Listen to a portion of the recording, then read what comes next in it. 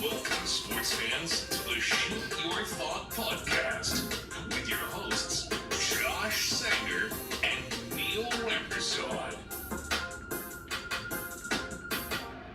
Hello and welcome to the Shoot Your Thought podcast. I was half convinced that you were going to join me again on there. We could harmonize again. I know, it's better when I catch you off guard like I did last week. That's true. You did catch me very off guard. But we are here. We are here for episode 72. We got a lot to talk about. Neil, how are you doing? Fantastic. Ready to talk a lot about my favorite sport, which is football. There's a lot of football talk on here. There's a lot of the preseason is going hard. European football talk as well. Also European football. It's just a football episode. But should we start off with some losers of the week? Absolutely. Let's get Loser. Would you like to start us off? I can start us off. I know we have a show packed filled with football talk, European and American. But this week, before we do get into that, I do want to just talk about not so much a specific loser, but a specific group of losers. Mine is also a group of losers. And that is the franchise known as the Brooklyn Nets. Okay, I was wondering if you were going to bring this up. There's so many different times where I've considered this franchise to be a loser in itself, and this is like no other. And this is on the heels of the report coming out this morning that Kevin Durant is staying with the Brooklyn Nets. We all collectively shook our head at this news.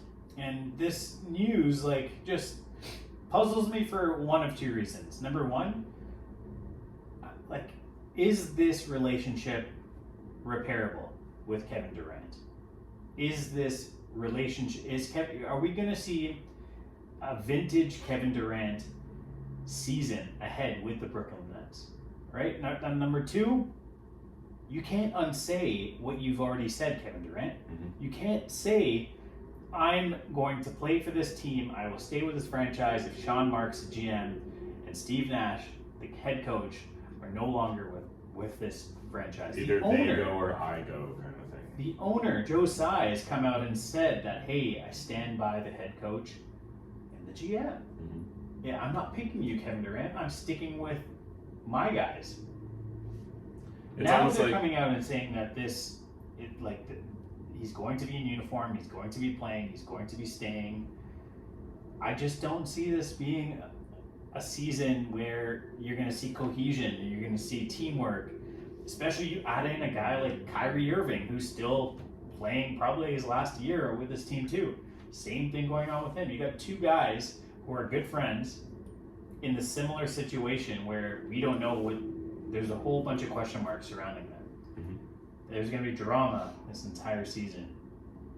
And if you're a franchise like the Brooklyn Nets that want to make the playoffs, that have playoff championship aspirations, this is not how you do it. No, you need a cohesive unit. You can't, exactly like you said, like Durant came out and said either they go or I go. Yeah. And now he I guess he tested out the water of his trade value, and teams either didn't want him or weren't willing to pay the price for him, and now he's coming back and They saying, had some all right. ridiculous offers. Mm-hmm. And that's why this franchise is my loser of the week, is because they couldn't capitalize on any of them. They overshot their hand. Mm-hmm. Every franchise called their bluff and were like, no, I'm not going to take that fucking ridiculous offer. Yeah, Minnesota, the Raptors, Utah, Boston. Boston. Yeah, right. These teams are just like, no, this is way too high. We're not going to trade for a player that's going to maybe play a year for us. My loser of the week is also a collective. It's not a franchise. It's everyone that doubted and threw away hopes for Manchester United. Because as we saw, which we're going to talk about, as we're going to talk about very soon, Manchester United put up a showing yesterday. Yeah. But it's everyone, all those commentators, all those analysts that went out and said Manchester United is done. Throw in the towel. They're done. They're no longer a top tier team in the Premier League. They're done. They're going to be relegated. yes, they came out and had 2 very poor showings. And I was one of those people that were like, let's try and fix this. Let's see what we can do to fix this. I'm never going to be like, let's throw in the towel on the season. Let's, give up. Let's trade everyone. Let's blow up the team. But yeah, their first 2 games of any value under a new management, under a new regime, they're going to have some learning curves to them. I didn't expect it to be the learning curves that they had, but yeah, it's going to be a struggle. And then you put them in game 3 against Liverpool, and everyone and their mother was thinking, oh my God, this is going to be a demolition of Manchester United at the hands of Liverpool. And then you watch that game. I talked to some Liverpool fans yesterday, and they were like, oh, Manchester United got lucky in this game. No, if you watch that game, Manchester United dominated the game. They dominated from start to finish. They had the game in their hands the entire time. See, my one problem with this performance by Manchester United is they were so bad, as you just alluded to, they were so bad the first 2 games. And then now, against Liverpool, when the expectation was so low, they were so good. Yeah. It's a tale of 2 separate performances, right? Why didn't we see this the first 2 games? And what are we going to see moving forward? Is this the true Manchester United? Are we going to get game in, game out? Or is this an outlier? Is this a one-off? Is this Bournemouth 4-0 against Manchester United? Because that was a one-off. That's not what you're going to see from Port. They're not going to be stomping top-tier teams every single time out, right? Are Manchester United capitalizing on a bad performance by Liverpool, or is this actually Manchester United? So if you look at what happened before the game, the team news that came out where Ronaldo was benched and Harry Maguire was benched. Yeah. So Eric Ten Hag came out and was basically like, you need to earn your spot on this team. No one's going to be given their spot on this team. You have to earn it. Harry Maguire is our captain. Ronaldo is one of the most expensive players in the world right now. And he benched both of them for the entire game. He didn't bring either of them on the entire game. So you look at that as like a wake-up call to the team. And I think he has a strong hold on this locker room right now. So for him to do that kind of shook everything up, kind of woke everyone up, saying, okay, let's go out there and earn this. Let's go out there and earn our spot. We believe in this manager. And you saw it when every time they scored.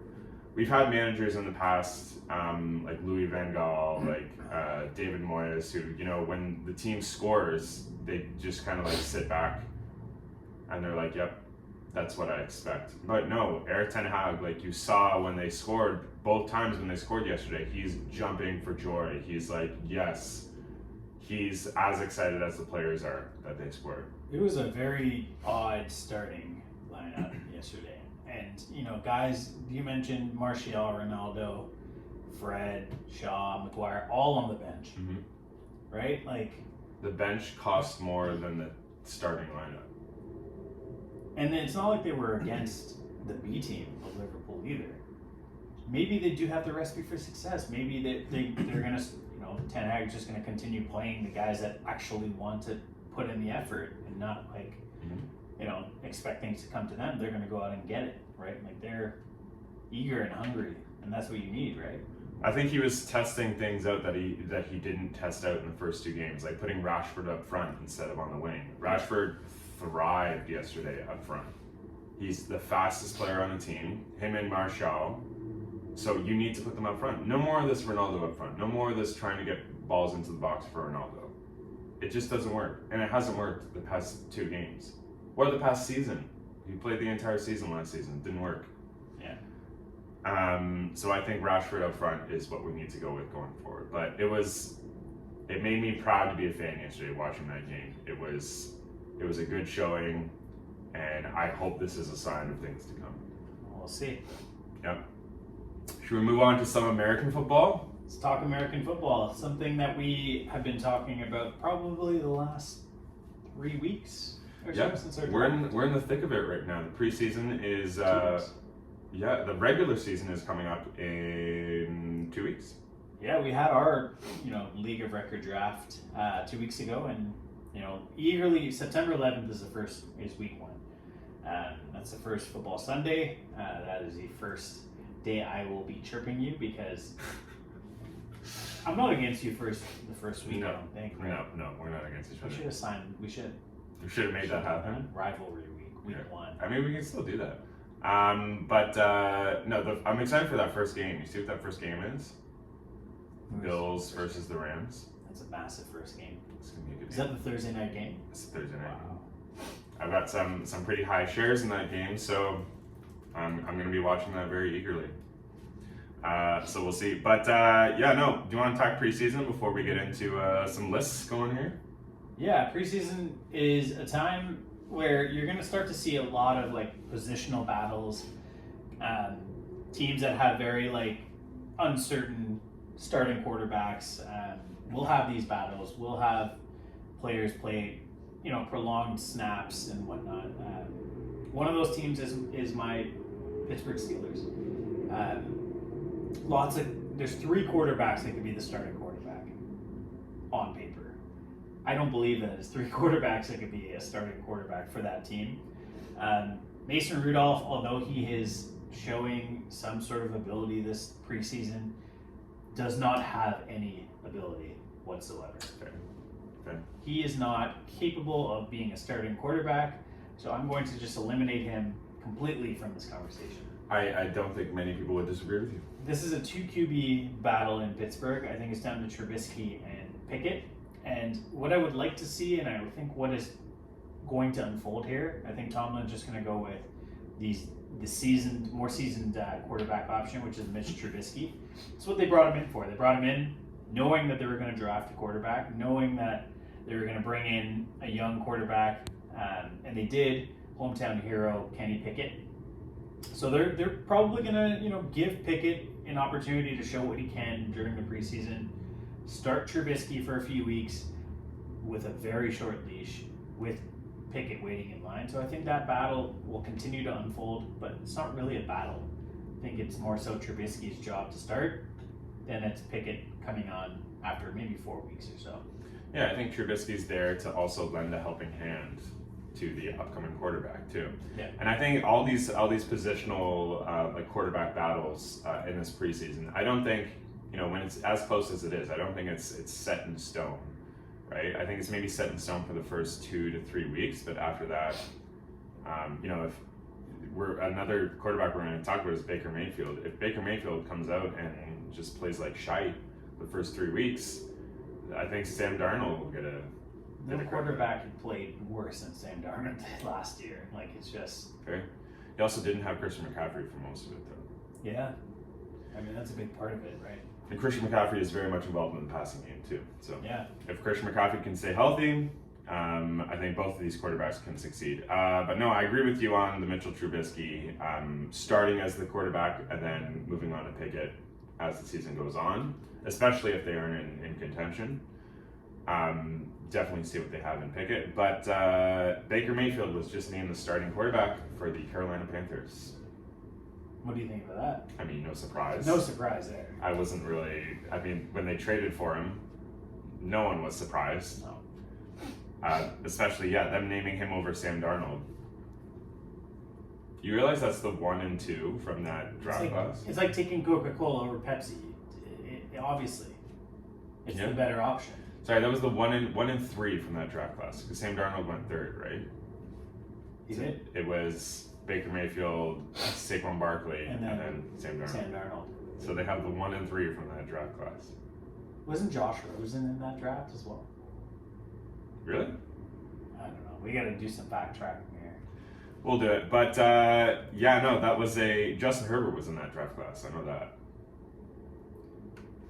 That's wild. It's crazy how many quarterbacks came out of that draft class. No, it's crazy how when the draft happens, you think that these quarterbacks. You thought Baker Mayfield was going to be the savior of the Cleveland Browns, which that season when they were without a win for so long, and then Baker Mayfield was the one quarterback to come in and get them that win. Everyone was like, "Oh, he's going to be the savior. He's going to be the savior." You're shaking your head over there when you're looking at that draft class. It's ridiculous. So 2018, Baker went number 1. Yeah. Saquon went 2. Darnold went 3. Then Denzel Ward, Bradley Chubb, Quentin Nelson, Josh Allen went 7 to the Bills. I can't believe Josh Allen went 7. Roquan Smith, some guy that the 49ers picked. And then Josh Rosen went 10th. That's insane. That's crazy. What are the quarterbacks were in? It's crazy looking back at draft class. Lamar Jackson went 32.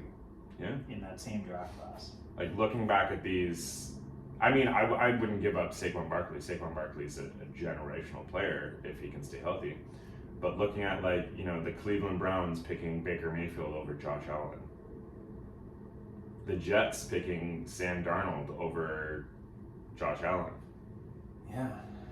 It's insane. It's crazy looking Mason back. Rudolph went 76 in that draft. That's insane. So yeah, we got those positional battles happening. We'll keep you posted on those, but do we want to jump into some lists here? Yeah. So let's start off with top 3 players we want to tell you to fade. So we want to tell you to don't draft them, especially where they're going. You don't need to pay up for these players because they're probably not going to hit. These are our bust candidates. Would you like to start or would you like me to start? Go ahead. Take us away. Do you want to go 1, 1, 1, 1? I think so. Let's do it. My first player who I'm going to tell everyone to stay away from is the running back for the Washington Commanders, and that's Antonio Gibson. Oh, wow. Yeah, I think he's fallen from grace. This preseason has been the most horrendous preseason for a starting running back you could possibly ask for. He is now practicing with the punting team. He's now practicing with the special teams. He's not playing with the first team in any of the preseason games. That role has been given to Brian Robinson, who is someone that is being picked up in a lot of leagues, and it's someone that I'm keeping a very close eye on. I don't necessarily have the space for him on my bench, but anyone that does, I would recommend going and picking up Brian Robinson because Antonio Gibson fumbled in a preseason game. He is either being taught a lesson and being put in a timeout, or they are actually moving on from Antonio Gibson onto Brian Robinson. All of these announcers, all of these analysts are saying that the Commanders are moving on from Antonio Gibson. And especially where he's going in drafts is way too early to be drafting someone who is probably not going to be the running back one come week 3 or week 4. So stay away from Antonio Gibson. Good call. I'm going to stick with the running back fade here, and I'm going to go with a running back out of the Las Vegas Raiders, and that's Josh Jacobs. You went specifically to my team to find these players, didn't you? With Josh Jacobs, there's just so much running against him. I think like the moment you saw his performance last year, which wasn't terrible, this team was looking and trying to find ways to not give him the ball. They're trying to involve Jalen Richard. They're trying to involve it, like scheme-wise, they're trying to involve Devontae Booker last year. And I think, you know, with the introduction of Josh McDaniels, who comes from his offensive scheme with, we all know about James White and what the James White role is, you're going to see that a lot more on the Raiders. You're going to see a lot more involvement of Amir Abdullah, who's probably going to take on that James White role. But with that, they're probably not going to have a featured bell cow back they have all these past years. They're probably going to have a 3-man committee. You're probably going to see more Zamir White. That's why they drafted him, right? They have 3 capable running backs now. I'm just going to say, like, if you're drafting Josh Jacobs early in the mid-rounds, you're probably not going to get that value this year. Well, I don't think anyone's drafting Josh Jacobs in the early rounds, but I think he is. I will disagree with you there. I think he is a mid-value running back, especially the way I look at it is that this team is going to be winning a lot more games than they were last season. And what do teams do when they're up in games is they give the ball to the running back to run out the clock. And I think, especially with Devontae Adams coming in, this team's going to be up a lot, and they're going to give it to their running back a lot more. And who is that running back? No matter what you say, the running back one for this team is still Josh Jacobs. I don't need to get defensive. I know Josh Jacobs is going to have a horrible year. They just cut and severed ties with Kenyon Drake. Mm-hmm. He's going to have a good year. I just don't think he's going to return the value that where he's getting drafted. I don't think they're going to get the value there. That's fair. I'll move on to my second pick here. Yeah. The wide receiver 2 from the Seattle Seahawks, Mr. Tyler Lockett. I think you should stay away from. If you look at his season last season, it was mediocre for the whole season. And who did he have as his quarterback, Neil?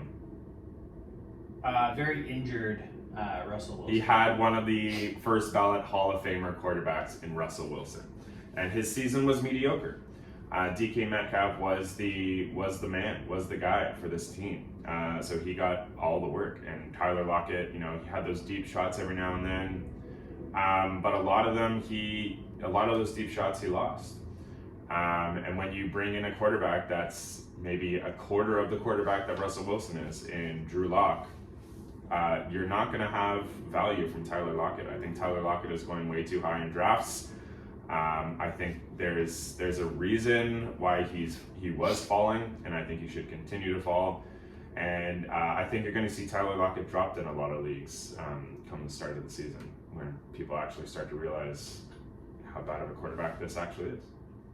I'll find out and see what happens. So that's my second fade. He's also from your team, so that's why I wanted. You went to my team there. I know you did. I did. Yeah. Who's your number two? If you're going to stick with wide receivers, I'm going to go with Michael Thomas here from the New Orleans Saints. And I don't disagree. There's a lot of question marks surrounding this player. A player that sat out last year for a reason that he decided. Like, he opted to not get surgery when the team advised him to. Mm-hmm. And then he was forced to miss an entire season. And he's not getting any younger. He was a perennial top wide receiver in this league. We haven't really seen him without Drew Brees in an extended sample size. Mm-hmm. It's going to be interesting if now without Sean Payton leading this team, if the reins will be released on Jameis Winston. He's just going to go completely nuclear in throwing the ball. I just don't know. There's already reports coming out where Michael Thomas could be dealing with a hamstring injury. Michael Thomas could be missing time. We just don't know after reports saying that he's been healthy the entire offseason. It's the same old story. It's literally trying to put together a glass bottle that's been smashed. And that's what I see in Michael Thomas. I'm avoiding him everywhere I can. If you can get him for really cheap in the later rounds, then yeah, sure, go for it. But I just don't trust this guy. I just don't trust his performance. If you're banking on him going back to his old glory, I just don't see it happening. Yeah, I think the only reason he's going where he's going in drafts is because of the name, Michael Thomas. It's a name value. Again, like what people in their drafts go after what players once were. Another player, this is not one of my faves, but another player that people are doing this with is Julio Jones. They're expecting Julio Jones to immediately become the Julio Jones of old. Mm-hmm. But Julio Jones is in a wide receiver room with Mike Evans and Chris Godwin. There's no chance of that happening. He's not going to be the alpha in there. He just doesn't have the legs for it. He barely played 2 consecutive games last year for Tennessee. Yeah, that's right. Like he just doesn't have it. He's very much not the player he was. You see these old wide receivers like an Antonio Brown come in and they have that brainwave with Tom Brady, but I don't think we're going to see that with Julio Jones. I agree with that. I think people are the Michael Thomas name they're chasing, but people don't forget that he hasn't played football, or people forget that he hasn't played football in 2 years. 2 years to not be on a football field.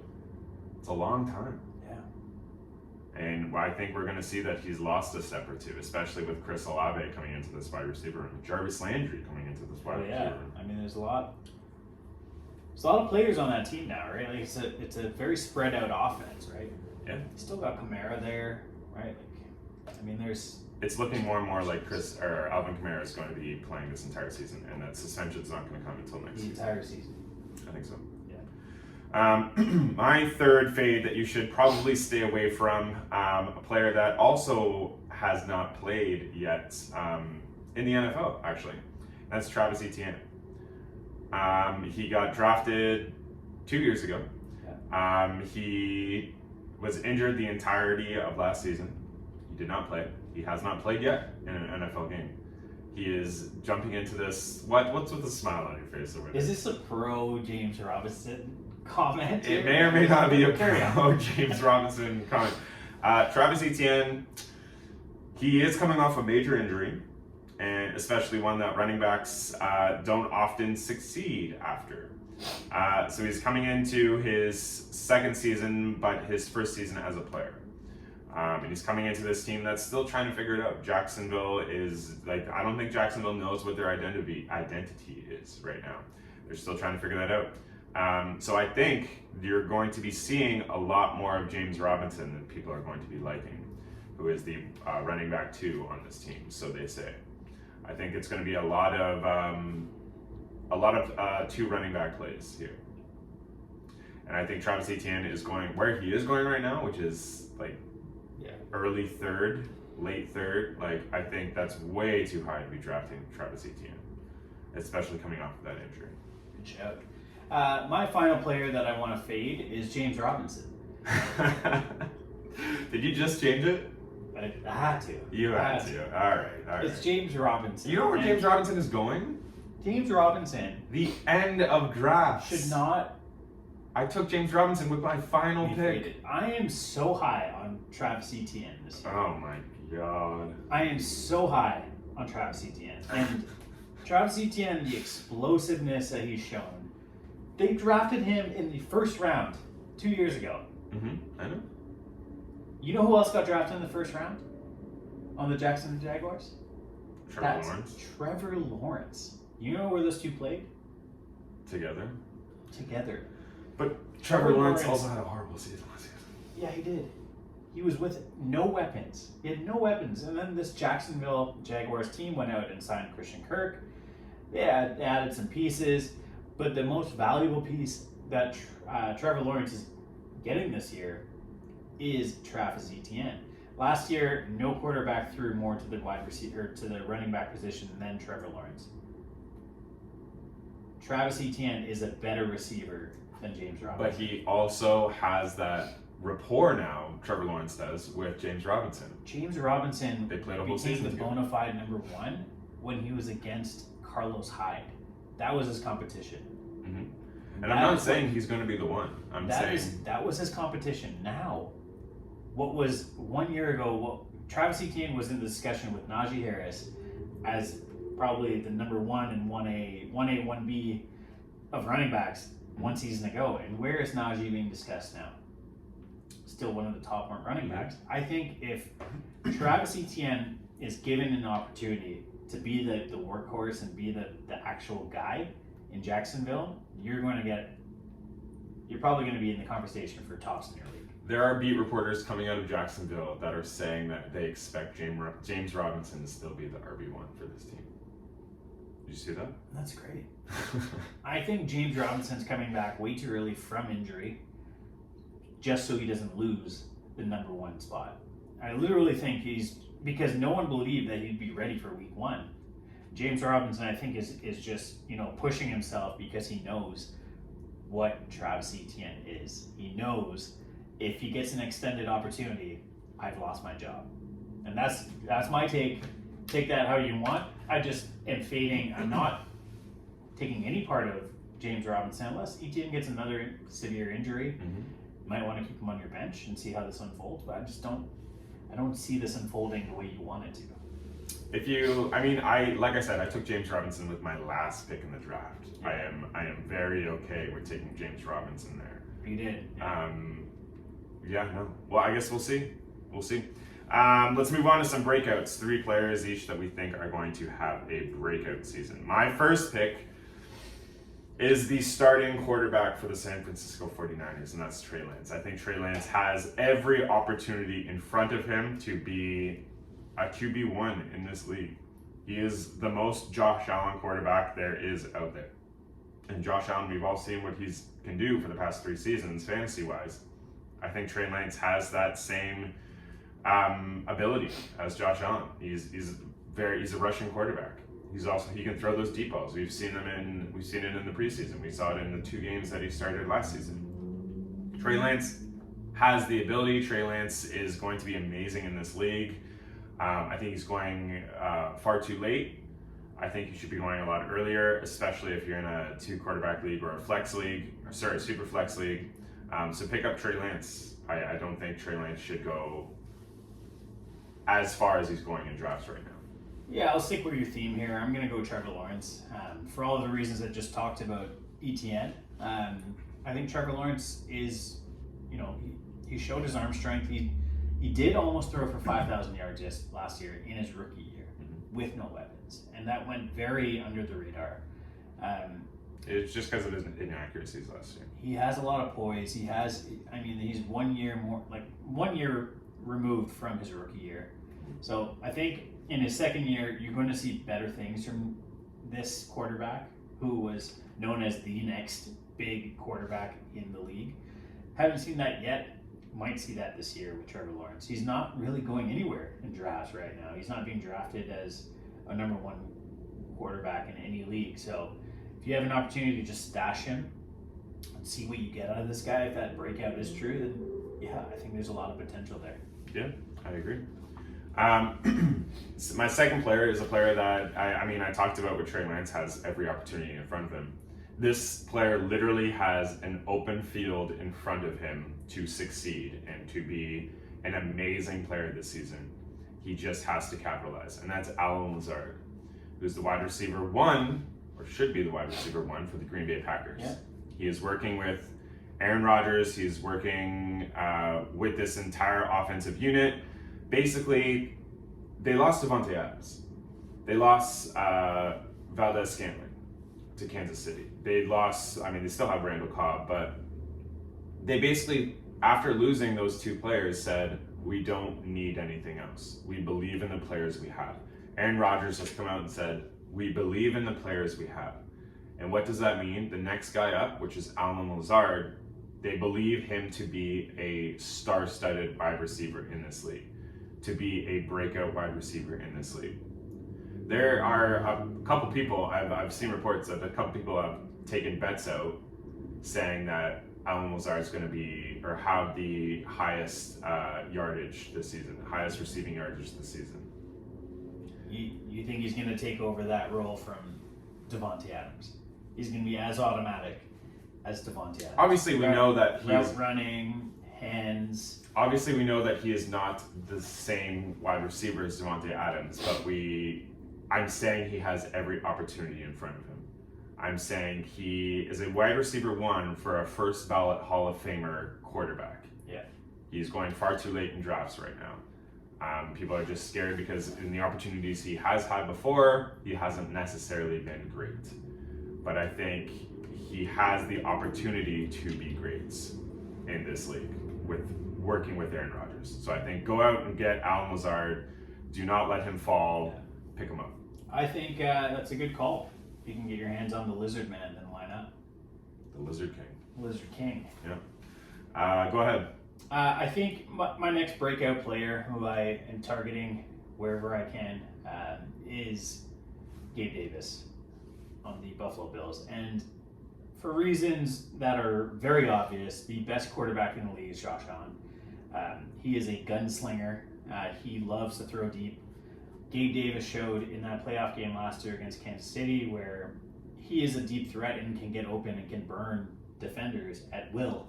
And that 4-touchdown game where they scored touchdown after touchdown within the last 2 minutes, it was all to Gabe Davis. Because Gabe Davis, if you need a guy who can stretch the field, who can go downfield, who can make a defender look silly, that's the guy. And he's going into his third season right now, I believe, and no Emmanuel Sanders there anymore to take any reps away from him. There's Cole Beasley. There's no Cole Beasley. This is essentially a two-man show. No disrespect to Isaiah McKenzie, but this is essentially a two-man wide receiver room. He and Stephon Diggs. Diggs will get double covered more times than not, leaving Gabe Davis open. So I'm targeting this guy if I can early. If I need to reach, I'm going to try and get him, but I think he's going to have a big season this year. Yeah, at least with touchdowns.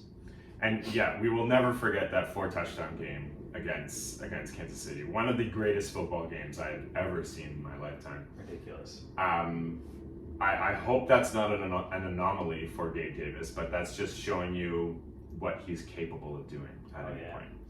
My third pick here, another player that has the opportunities right in front of him to go out there and to take his position there. That's Breece Hall, the running back from the New York Jets.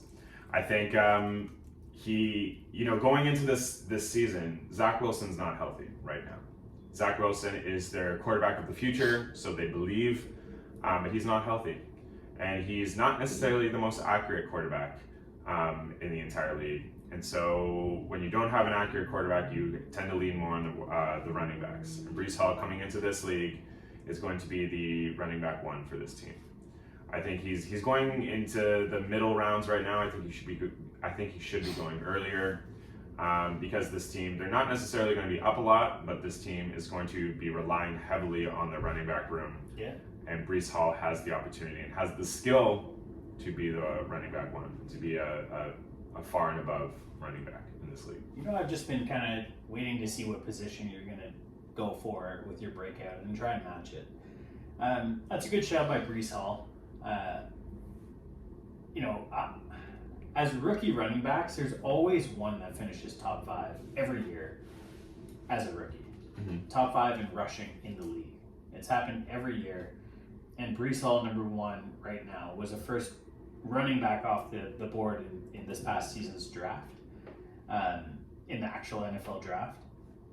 And if you had to decide on one of these running backs right now to win or to enter that top 5 conversation, it would be Breece Hall. Mm-hmm.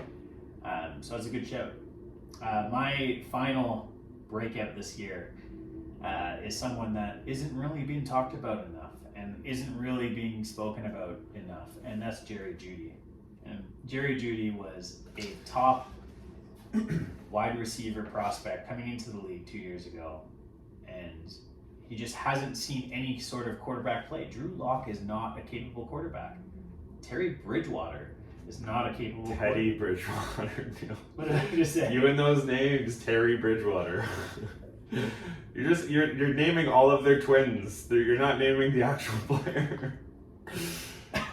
Terry, Teddy's younger brother Terry, when he played.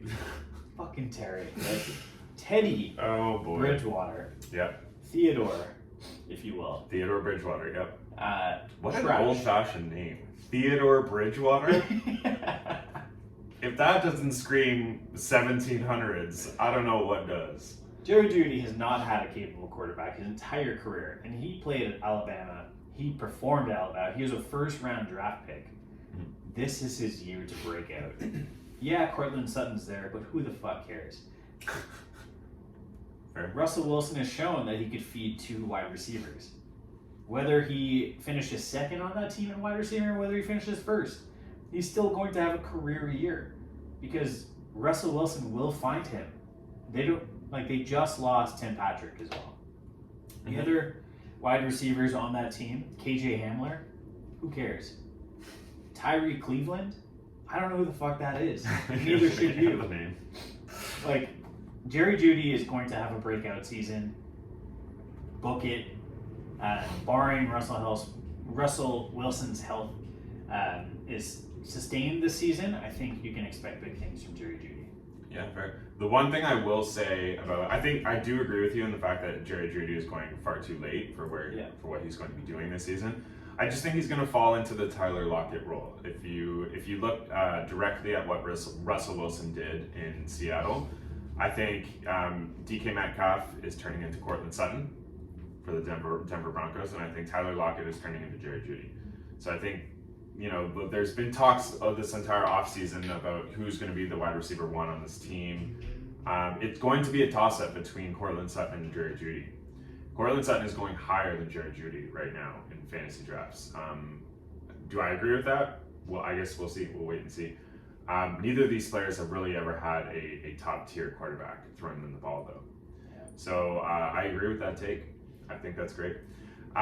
It's been fun talking about fantasy. We're getting back into fantasy football. It's the league is very much on the horizon here. I'm excited to dominate my league, dominate Neil. It's draft season right now, right? We want to give you some players to target. If you already haven't, if you've already had your draft, this is an opportunity for you to go on and trade and make some trades before the season actually starts. We're giving you the secret sauce here. Yeah. But that is going to do it for our episode. Thank you so much for listening. Always been a pleasure. Have a good week, guys. Always been a pleasure.